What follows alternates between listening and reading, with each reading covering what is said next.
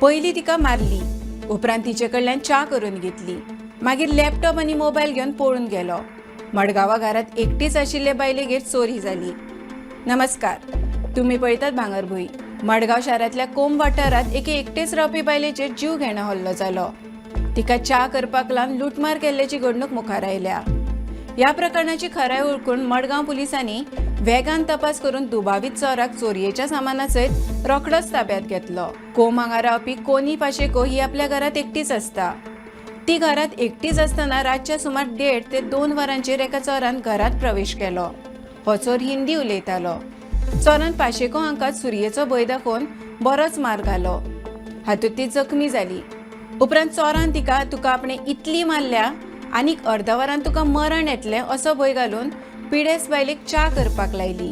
मरणाच्या दारांत उबी आशिल्ली आनी सामकी भियेल्ले अवस्थेत आशिल्ले पाशेको हांणी त्या चोराक च्या करून दिली. च्या पिवन जाले उपरांत चोरान घरांतलो मोबायल आनी लॅपटॉप चोरून थंयच्यान पळ काडलो.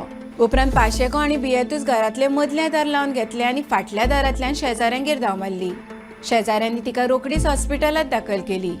ह्या प्रकरणाची मडगांव पुलिसांक म्हायती मेळटाच तांणी चोराक सोदपाक सुरवात केली.